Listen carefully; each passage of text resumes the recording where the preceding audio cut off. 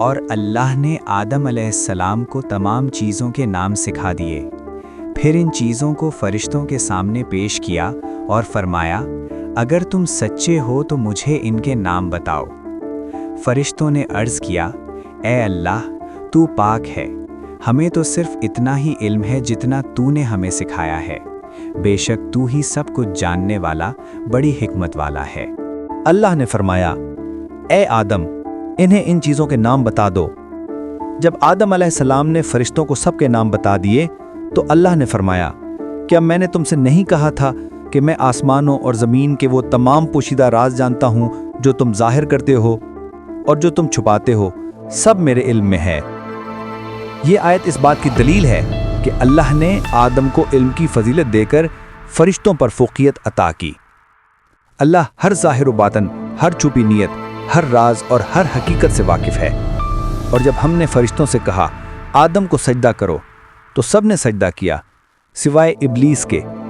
اس نے انکار کیا، تکبر کیا اور وہ کافروں میں سے ہو گیا۔ یہ آیت بتاتی ہے کہ تکبر انسان کو ہلاک کر دیتا ہے۔ ابلیس نے آدم علیہ السلام کی فضیلت ماننے سے انکار کیا اور اسی تکبر نے اسے اللہ کی رحمت سے دور کر دیا۔ اور ہم نے فرمایا، اے آدم، تم اور تمہاری زوجہ جنت میں رہو اور جہاں سے چاہو بے روک ٹوک اور خوشی سے کھاؤ، لیکن اس درخت کے قریب نہ جانا ورنہ تم ظالموں میں سے ہو جاؤ گے۔ پھر شیطان نے انہیں وہاں سے پھسلا دیا اور اس نعمت والی حالت سے نکال دیا جس میں وہ تھے، اور ہم نے فرمایا، تم سب یہاں سے نیچے اتر جاؤ، تم ایک دوسرے کے دشمن ہوگے اور زمین میں ایک مقررہ وقت تک تمہارے لیے ٹھکانہ اور سامان زندگی ہے۔ پھر آدم علیہ السلام نے اپنے رب کی طرف سے چند کلمات سیکھے تو اللہ نے ان کی توبہ قبول فرما لی۔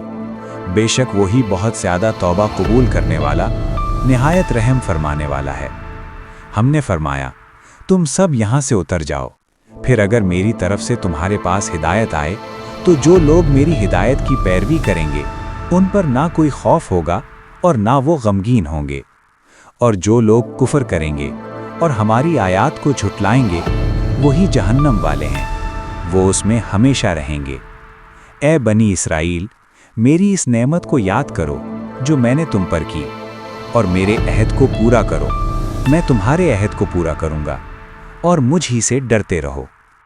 اور اس کتاب پر ایمان لاؤ جو میں نے نازل کی ہے، جو تمہارے پاس موجود کتاب کی تصدیق کرتی ہے، اور سب سے پہلے اس کا انکار کرنے والے نہ بنو، اور میری آیات کو تھوڑی سی قیمت پر نہ بیچو، اور مجھ ہی سے ڈرتے رہو۔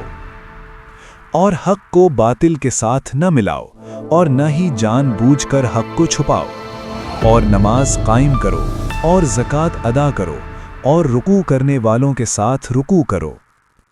کیا تم لوگوں کو نیکی کا حکم دیتے ہو اور خود کو بھول جاتے ہو، حالانکہ تم کتاب پڑھتے ہو؟ کیا تم عقل نہیں رکھتے؟ اور صبر اور نماز کے ذریعے مدد مانگو، اور بے شک یہ بات بہت بھاری ہے، مگر ان لوگوں پر نہیں جو اللہ کے سامنے عاجزی اختیار کرتے ہیں۔ یہ وہ لوگ ہیں جو یقین رکھتے ہیں کہ انہیں اپنے رب سے ملنا ہے اور وہ اسی کی طرف لوٹ کر جانے والے ہیں۔ اے بنی اسرائیل، میری وہ نعمت یاد کرو جو میں نے تم پر کی، اور یہ کہ میں نے تمہیں تمام جہان والوں پر فضیلت دی تھی۔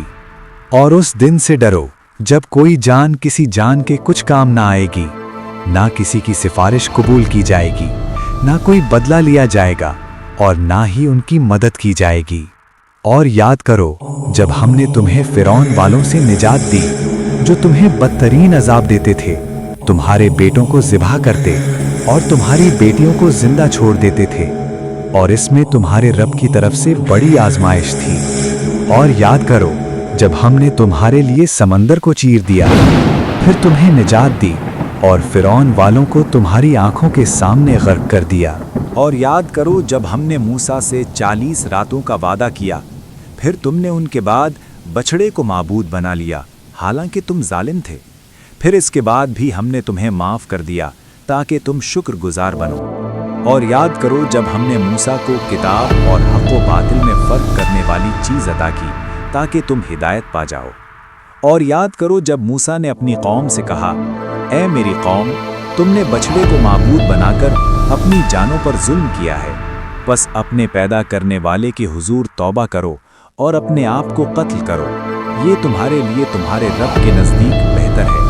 بس اللہ نے تمہاری توبہ قبول فرما لی، بے شک وہی بہت زیادہ توبہ قبول کرنے والا، نہایت رحم فرمانے والا ہے۔ اور یاد کرو جب تم نے کہا، اے موسیٰ، ہم آپ پر ہرگز ایمان نہیں لائیں گے جب تک ہم اللہ کو کھلم کھلا نہ دیکھ لیں، تو تمہیں ایک زبردست کڑک نے آ لیا جبکہ تم دیکھ رہے تھے۔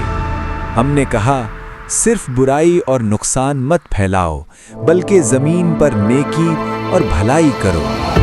ہم نے ان کے دلوں میں خوف ڈال دیا اور کچھ لوگوں کو عذاب کے ذریعے آزمائش دی، اور ہم نے ان پر آسمان سے بارش بھیجی اور ہر طرح کی نعمتیں اتاریں تاکہ وہ شکر گزار بنے، لیکن ان میں سے اکثر شکر گزار نہ ہوئے۔ اور ہم نے فرمایا، اس شہر میں داخل ہو جاؤ اور جہاں چاہو امن کے ساتھ رہو، اور دروازے پر جھک کر داخل ہو اور عاجزی کے ساتھ کہو کہ ہمارے لیے بخشش کیجیے۔